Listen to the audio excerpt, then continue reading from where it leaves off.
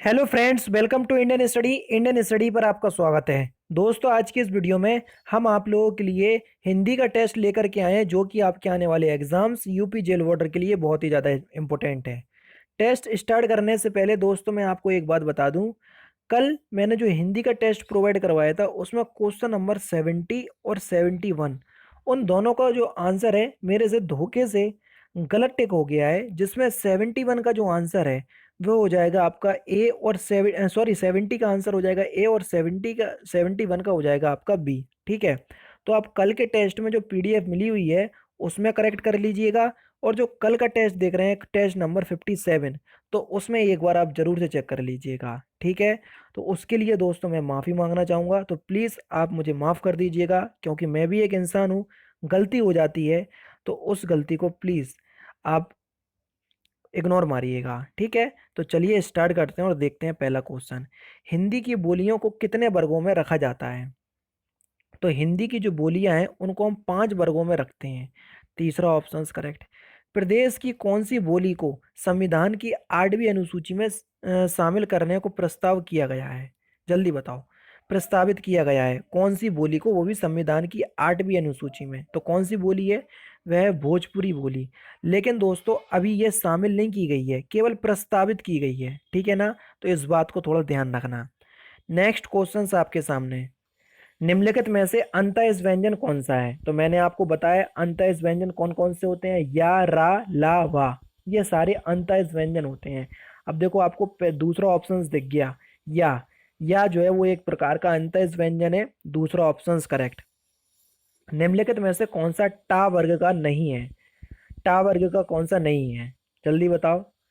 तो देखो, घा जो है ये का वर्ग का है, का खा गा गा अड़ा। ठीक है ना, तो ये टा वर्ग का नहीं है। चौथा ऑप्शन बिल्कुल करेक्ट हो जाएगा। Next question. निम्नलिखित में से कौन सा शब्द निशीथ का पर्यायवाची नहीं है? निशीथ का पर्यायवाची कौन सा शब्द नहीं है? रात्रि होता है, रजनी होता है, निशा होता है, तम। तम जो है ये निशीथ का पर्यायवाची नहीं है। तीसरा ऑप्शन जो होगा वो आपका बिल्कुल करेक्ट हो जाएगा। Next question. कौन सा सूर्य का पर्यायवाची शब्द है? सूर्य का पर्यायवाची बताना है हमको, कौन सा सूर्य का पर्यायवाची है? भास्वर लिखा, ध्यान रखना, भास्कर नहीं लिखा, नहीं तो आप लोग समझ लो भास्कर। प्रकाश, ये रोशनी का पर्यायवाची होगा, सूर्य का नहीं होगा। मार्तंड, मार्तंड बिल्कुल सही है, ये सूर्य का पर्यायवाची होगा। दूसरा ऑप्शन करेक्ट। ठीक है। अनुपम का पर्यायवाची शब्द बताओ। अनुपम का पर्यायवाची शब्द बताओ। तो अनुपम का पर्यायवाची शब्द क्या हो जाएगा? अद्वितीय, यानी कि चौथा ऑप्शन करेक्ट। नेक्स्ट क्वेश्चंस की तरफ चलते हैं। दिए गए शब्दों में शुद्ध वर्तनी पहचानिए।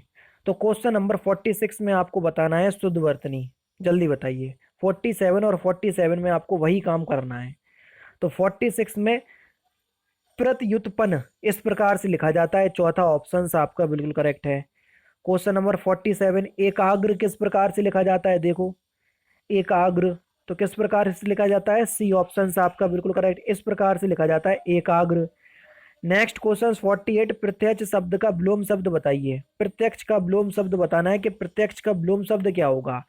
तो जल्दी बताओ, प्रत्यक्ष का विलोम शब्द क्या हो जाएगा? तो प्रत्यक्ष का विलोम शब्द होगा परोक्ष, यानी कि दूसरा ऑप्शन करेक्ट।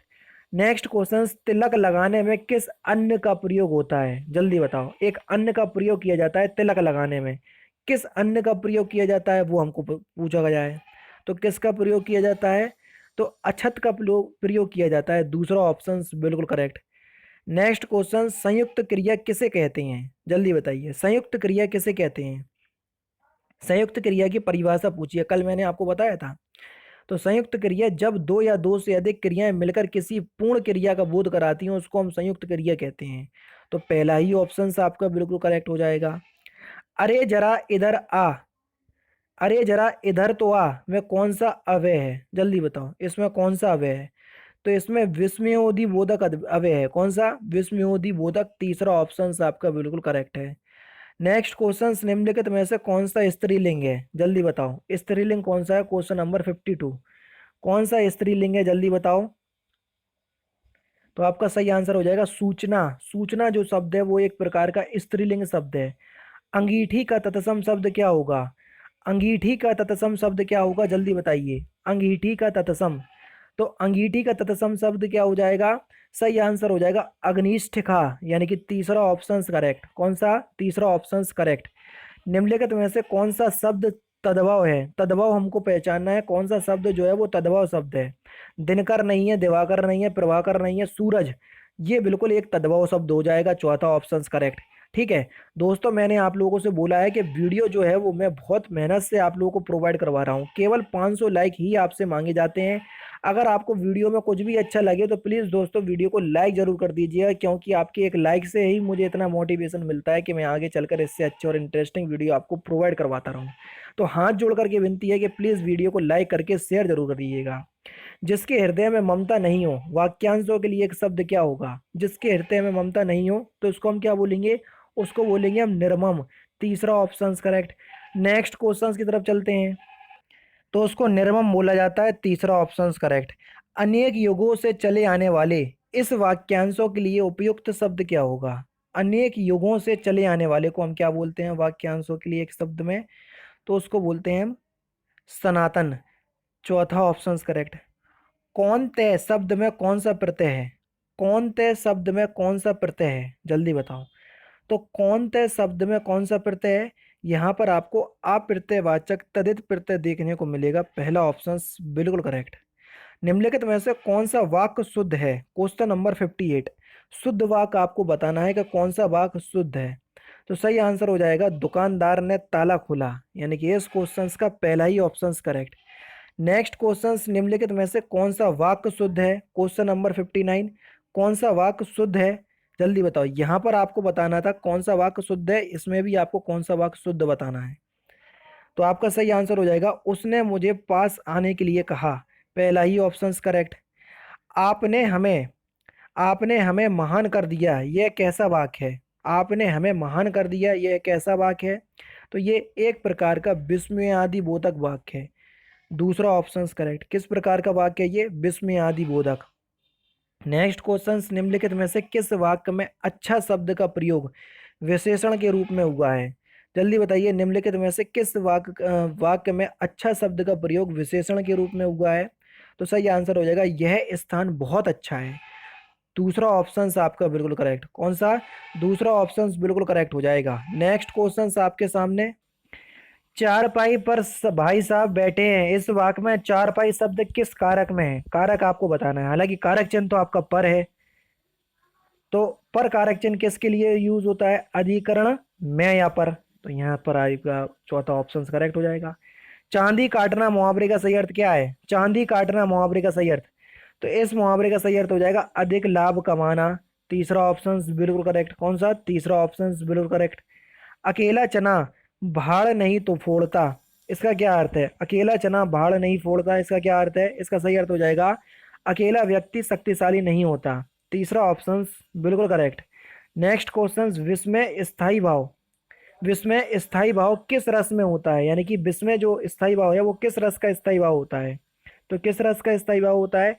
अद्भुत रस का स्थायी भाव होता है विस्मय। तीसरा ऑप्शन आपका बिल्कुल करेक्ट। क्वेश्चन नंबर 66 और 67 में आपको क्या करना है? प्रयुक्त अलंकार के भेद का चयन करना है। ठीक है भैया, यहाँ पर आपको अलंकार बताना है। संदेशनी मधुवन कूप भरे, यहाँ पर कौन सा अलंकार होगा? तो यहाँ पर आपका अलंकार होगा अतिशयोक्ति अलंकार। चौथा ऑप्शन बिल्कुल करेक्ट। ऊंचे घोर मंदिर के अंदर रहमन बारी ऊंचे घोर मंदिर के अंदर रहती है। उपयुक्त उदाहरण किस अलंकार का है? तो ये जो उदाहरण है ये यमक अलंकार का है। यानी कि इस क्वेश्चन का पहला ही ऑप्शन बिल्कुल करेक्ट है। जहाँ एक शब्द की आवृत्ति बार बार आती है लेकिन अर्थ अलग अलग होता है, वहाँ यमक अलंकार होता है। ब्रज की कुमारन वे लीने सुख सरीका बढ़ावे को करिकानी केशव सब नेहावी। उपयुक्त पंक्ति में कौन सा छंद है? जल्दी बताओ।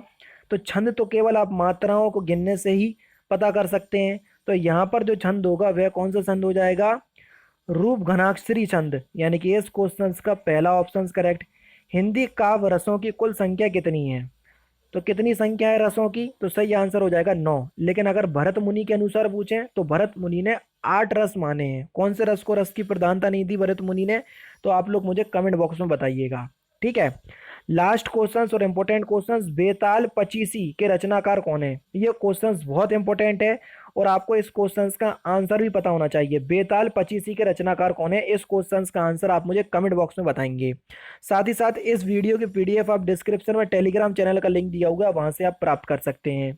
एक बात दोस्तों आप लोगों को और बता दूं, आगे के जो 5 क्वेश्चन है वो आपके गद्यांश में चले गए हैं।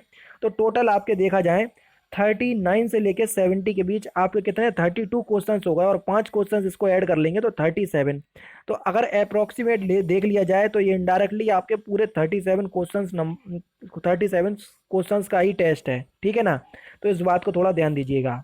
तो दोस्तों फिलहाल की वीडियो में सिर्फ इतना ही। अगर आपको वीडियो पसंद आए तो प्लीज़ दोस्तों वीडियो को लाइक कीजिए, शेयर कीजिए, और साथ ही साथ हमारे चैनल को सब्सक्राइब करना ना भूलें, क्योंकि मैं रोजाना इसी तरह की वीडियोस आप लोगों के लिए लाता रहता हूँ। नमस्कार दोस्तों, जय हिंद, जय भारत।